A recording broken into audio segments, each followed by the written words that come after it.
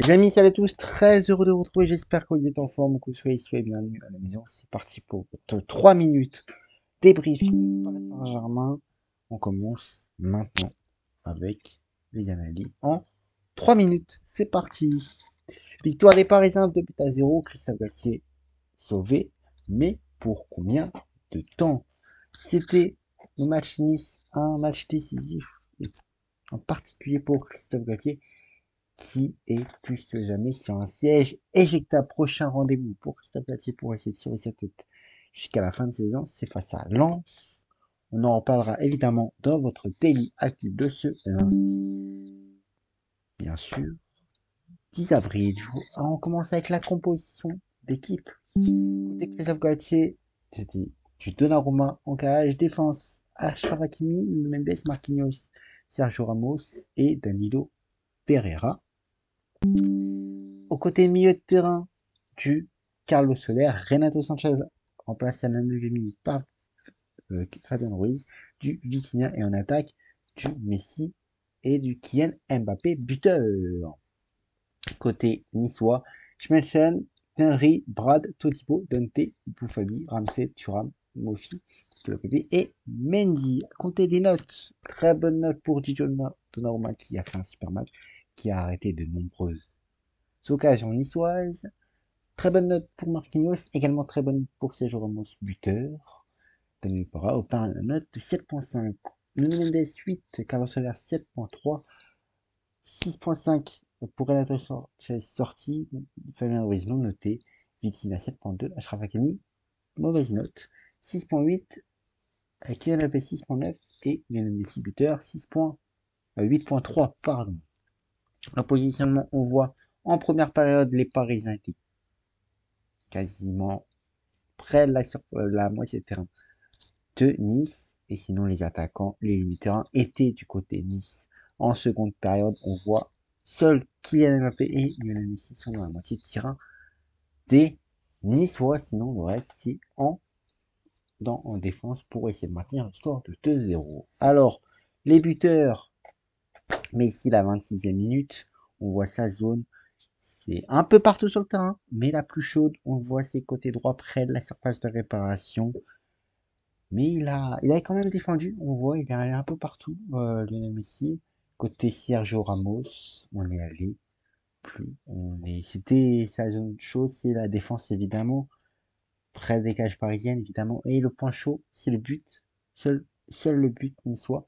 Il a aussi été au milieu de terrain, on le voit, c'était sa zone principale, mais buteur à la 76e minute, et là, il a su tenir avec son équipe le score de 2-0 malgré les nombreuses occasions de Nice qui poussait, qui aurait pu revenir à 1-1 ou 2-1, voire 2-2. Voilà les amis pour ce débrief, pour votre 3 minutes débrief de ce Nice Paris Saint-Germain. Je vous embrasse et n'oubliez pas, profitez des vôtres. Les amis, salut à tous, très heureux de vous retrouver. J'espère que vous êtes en forme. C'est parti pour votre 3 minutes daily actu au programme au programme du jour. C'est lundi. L'avenir de Christophe Galtier. C'est parti. On commence. Christophe Galtier est plus que jamais menacé depuis le retour post-Coupe du Monde. Les défaites s'enchaînent à répétition et les dirigeants parisiens ont tenté de maintenir leur confiance au coach français. Mais rien ne fait. Élimination en Coupe de France, élimination en Champions League, alors que c'était l'objectif, c'était un principal objectif du Paris Saint-Germain cette saison avec le changement qui a été opéré l'été dernier. Les défaites à répétition, la dernière date face à Lyon la semaine passée, sinon c'était face à Rennes, à Lens, à Monaco, à Marseille également, pour Coupe de France donc. Et cette semaine, Christophe Galtier était plus que jamais sur la sellette face à Nice. Victoire 2-0. Bien sûr, le débrief est disponible sur YouTube. Mais alors, Christophe Galtier en 2023, c'est 11 victoires quand même. mais un match nul et 8 défaites. Mais ça fait beaucoup pour le Paris Saint-Germain en 2023. C'est l'une des pires saisons. Il est le pire coach avec le plus ratio de défaites. Le premier, c'est Antoine Comboiré, le coach de Nantes, mais Christophe Galtier est le deuxième pire coach de l'ère qatari avec 8 défaites en seulement une année civile et pas une saison. Attention, et pas une saison.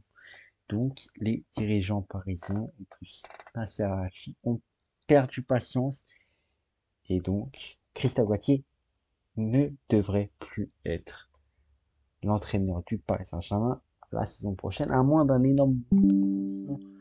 Mais c'est quasiment sûr que Christophe Galtier ne sera plus l'entraîneur du Paris Saint-Germain. Alors, qui pour le remplacer? Des noms sont sortis cette semaine. Zinedine Zidane est la priorité, même si le dossier est compliqué, ça reste la priorité de Nasser Al-Khelaifi et de Doha. Même si on sait que ça va être difficile d'entente entre Luis Campos et Zidane, mais Zidane pourrait accepter d'avoir Luis Campos, mais avec un rôle moins pouvoir. Autre piste, José Mourinho, qui est Roma, qui n'est pas libre. Autre piste, Antonio Conte, libre depuis mars, depuis son départ de Tottenham. Et dernièrement, cette semaine, il est arrivé Julian Nagelsmann, qui était démis de ses fonctions pendant la trêve internationale.